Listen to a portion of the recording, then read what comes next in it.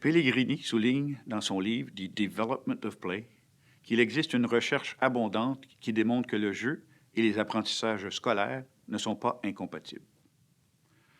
Des jeux de faire semblant aux jeux de table, des jeux de bloc aux activités artistiques de toute nature, les études suggèrent que le jeu libre des enfants favorise la littératie, les mathématiques et le développement d'habiletés socio-émotionnelles chez des enfants de différents milieux socio-économiques.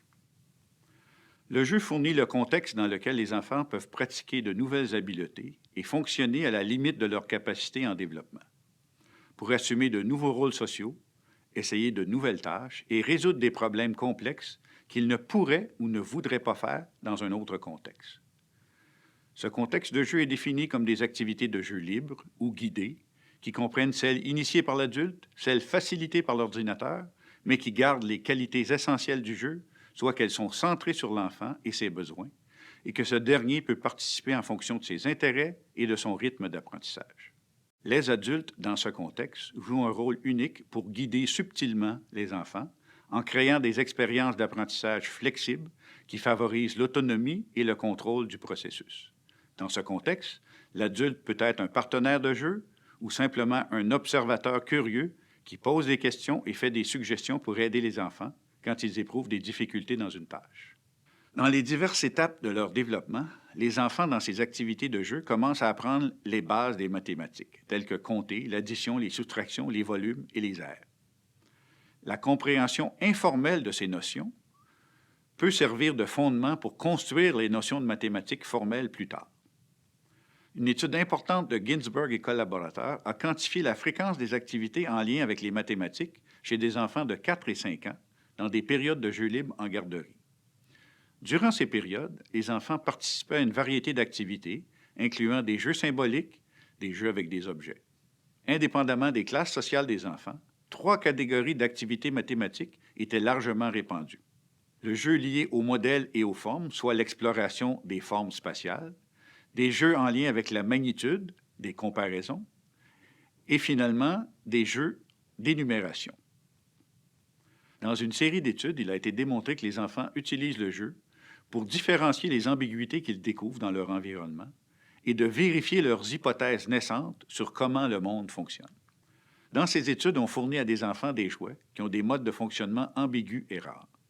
Les enfants commencent immédiatement à manipuler les objets en déplaçant les leviers et en tournant les jouets dans tous les sens pour en déterminer le fonctionnement. Finalement, une étude de Wolfgang et collaborateurs indique que la complexité des jeux de blocs à la maternelle est corrélée avec le nombre de cours de mathématiques suivis par la suite dans le cursus scolaire et les résultats en mathématiques dans des épreuves standardisées à l'adolescence.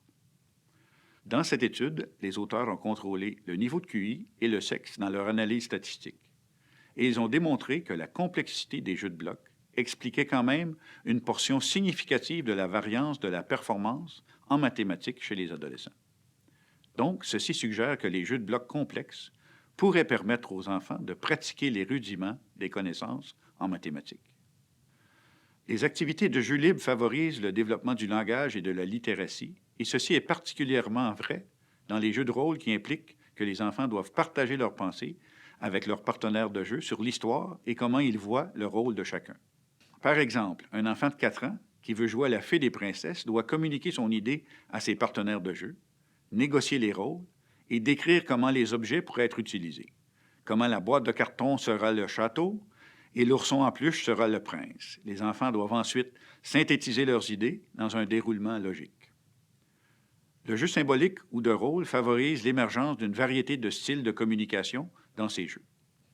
À titre d'exemple, Bergen et Mohr ont montré que le jeu symbolique chez les enfants de 4 ans pouvait prédire le niveau de langage et de lecture. La recherche suggère également que les enfants manifestent leurs habiletés langagières les plus développées lors du jeu et que ces habiletés langagières sont fortement liées à la littératie émergente. Enfin, une recension de 12 études sur la littératie et le jeu ont permis à Roskos et Christie de conclure que le jeu fournit des cadres qui favorisent les activités, les habiletés et les stratégies liées à la littératie et peuvent fournir des occasions d'enseigner et d'apprendre la littératie.